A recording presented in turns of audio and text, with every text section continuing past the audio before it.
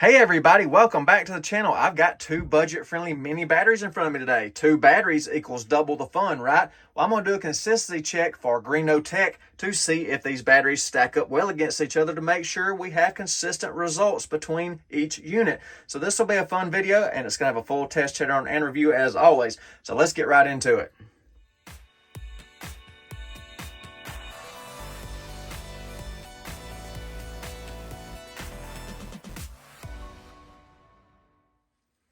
And this battery brand is a viewer requested brand. I've had several of you ask for me to review this brand. So I reached out to GRNOE and requested two samples. I wanted to do something different. I know doing a single battery over and over could get a little boring. So a consistency check was my idea. So they agreed and they sent me two different boxes. These came independently from an Amazon warehouse. These did not come from GRNOE's warehouse. These were both FBA units. And you can see the serial numbers are very close on these two batteries. So hopefully they should deliver the exact same capacity or very, very close to it and have the exact same build being this close together. So we'll label the lower serial number battery. We'll do an A on that one. And then the higher serial number battery, we'll do a B on it. Now the current production on these batteries, the terminals are threaded for M6 machine screws. So those are M6s and those are the machine screws that they include. I really don't like machine screws, especially M6 for a 100 amp hour battery rated at 100 amps carrying capacity. I would prefer, if we're going to use M6, to have a hex style machine screw or hex bolt, but you know, just showing you everything about these batteries. They do give you a spare screw for your terminals and your battery cabling. Okay, both these batteries were charged independently 2 days ago. They've been at the same temperature for 2 days. I'm going to top this one off, run it first. I'll let all the equipment cool back down for a couple of hours. Then I will top this one off, run it down on the equipment, and see what our results are capacity-wise between each battery. And here goes the charger. Top it back off. All right, the charger completed its sequence. It looks like we actually got to full pack voltage. Looks like no cells tripped prematurely. So that's the first battery in a while that's actually got to the full charger voltage delivered to the terminals. Nice. So battery A is connected to the capacity test rig, the same set I've always used, the energy monitoring shunt, the alpha inverter. The energy meter has been cleared out. No energy has moved through the battery yet. Battery's at 13.97 volts. I will turn the inverter on now.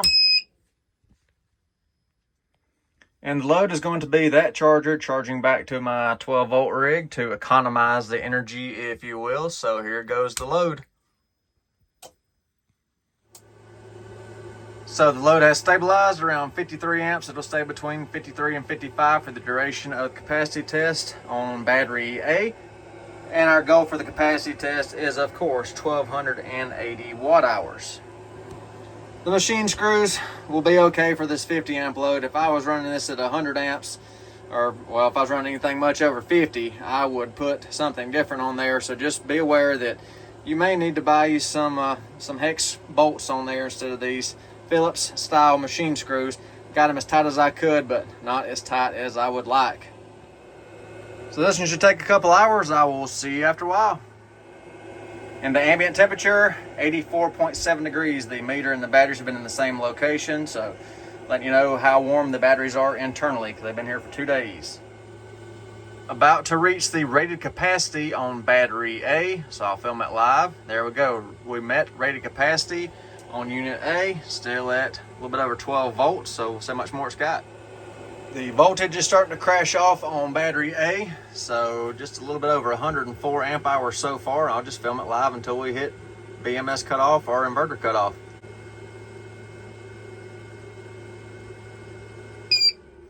All right, the inverter went off on low voltage shutdown. So what was our tally on battery A? 1,343 watt hours. What is that, 105 amp hours, give or take? Wow. All right, now I'll top off battery B, and then we'll see what it's got. All right, it appears the charger completed its cycle and got to full charge voltage on battery B as well. So now battery B is on the capacity test rig. The energy meter has been cleared out, so now I'll turn on the inverter. And same as before, the same charger. Going back to the 12-volt rig, just like battery A, exactly the same test to check consistency. So here goes the load. All right, so the load is stabilized, 52.28 amps on battery B. So I will see you in a couple hours. So there we go. Met the rated capacity on battery B. Let's see how much more it's got in it. The voltage is starting to crash off on battery B now, so I will film it live until it finishes off. All right, went off on low voltage on the inverter.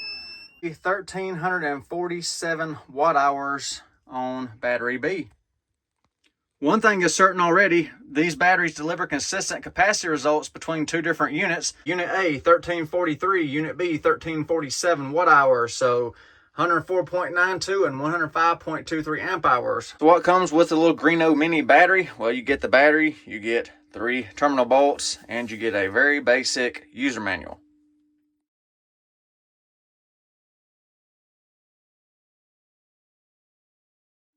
And this battery is a true form factor mini, quite a bit smaller than even a Group 24 size format, light in weight. The shipping weight on the package was 22.5 pounds, so minus the cardboard and the foam. This battery is under 22 pounds, has 2 convenient carry handles on the top for ease of transport, ease of mobility. Of course, we have the terminals right here. We have a sticker graphics kit on the front, so that's just a sticker, and then a sticker on the top. Gives you some specifications right here on top of the battery, and then shows you some series and parallel connection instructions. Nothing on the side of the battery there, nothing on the back, nothing right there, and nothing on the bottom.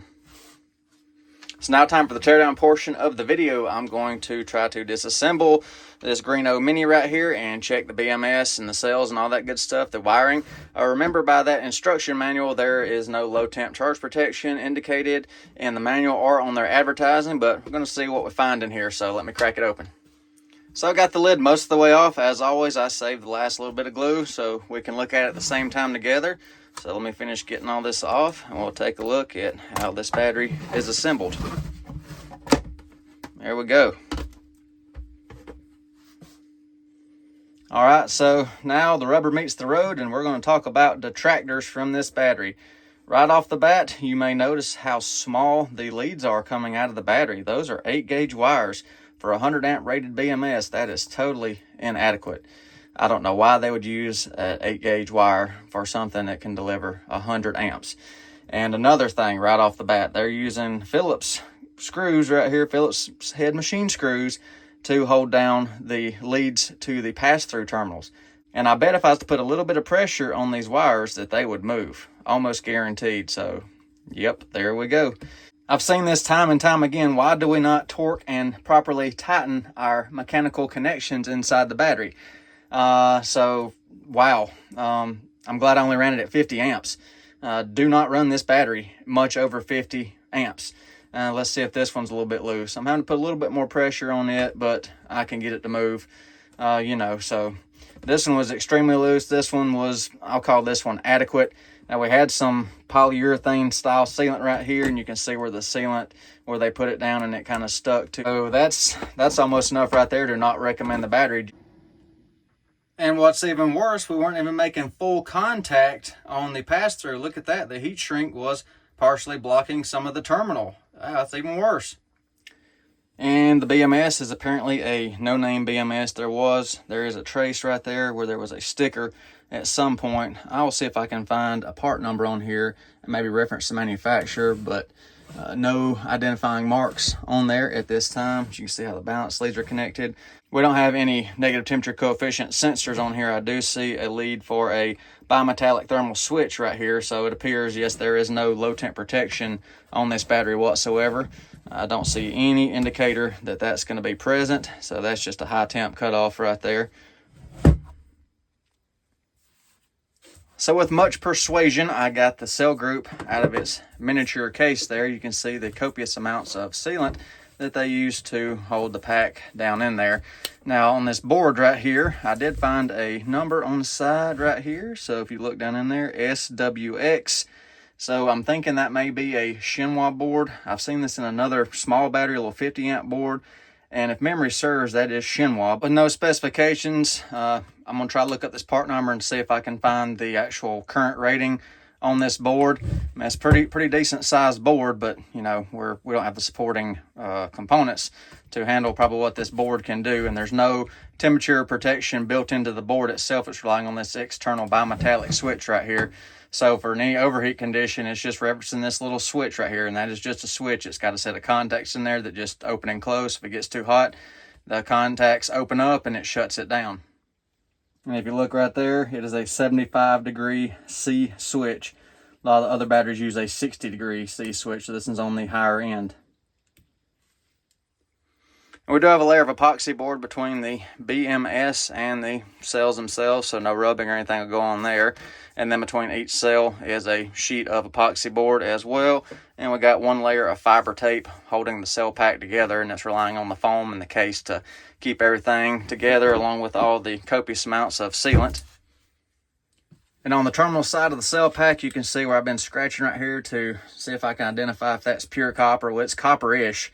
Now, I can't tell the purity of the copper by any means. I was just seeing if it would scratch easily with a screwdriver. And then you can see where they put the balance leads on with big old globs of solder right there. At least they use plenty of solder, I can say that. And you look at the pack negative right there, the big globs of solder on it, and then the pack positive. So, and here's one of the QR codes off the cells. I'll be referencing this one right through a QR scanner, see if I can identify the manufacturer, provider of the cells, and a nice close-up of their soldering job right there.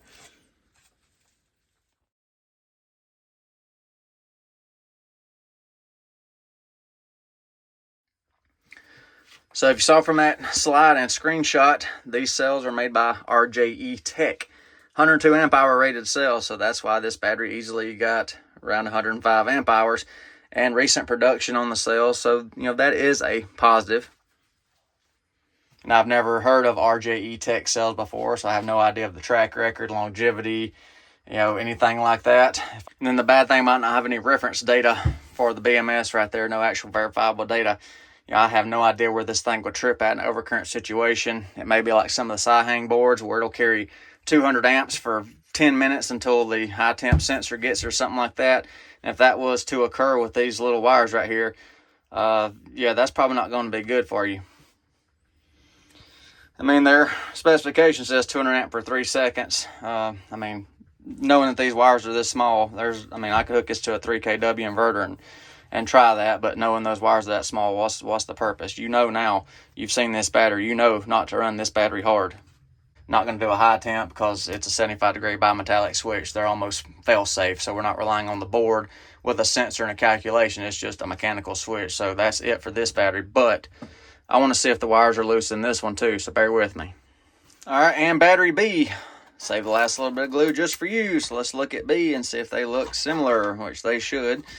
Get the rest of this lid popped off here. All right, there we go. Let's see if our wires are loose in this one too. Oh yeah, super. They're consistent, all right. Consistently, you know, and yeah, I mean, no pressure at all. That's ridiculous. All right, well, I've seen enough. All right, so I'm going to share my final thoughts on the GRNOE Tech mini batteries. So I was excited during the capacity runs, thinking we were consistent. Well, I was right. We're consistent. Consistently not worth probably buying. The only way I'd get these if I was going to use them for a very light load situation, and I would still be, suspect of that because I have no data on that BMS, no verifiable data to know what it would trip at and things like that, and the ultra tiny little wires.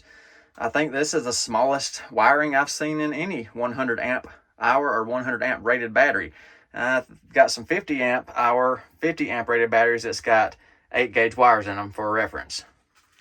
So I thought we were on a good trend with the budget batteries. Some budget brands are getting better as time goes, and then you think overall the industry is improving, and then you find something like this and it kind of makes you doubt what you were thinking. And how much would it really cost to upgrade those wires? Scale of production, probably as big as this company has, literally probably 25 cents or 50 cents per battery. And if you pass a 50 cent cost on to the consumer, they would probably gladly have 6 gauge wires instead of those little 8s, and you probably have a lot better sales and reputation if you're using more robust components. Short on a spool of 6-gauge wire, why not just double up the 8s? You got points on your BMS to have multiple leads coming in. It's been so much nicer to see that. And then ridiculously loose connections right there. Use some hex head bolts, please, instead of Phillips screws for a connection like that. And please provide hex head bolts right here instead of Phillips head machine screws. You can actually get some torque on it with a socket or a wrench instead of just a Phillip camming out.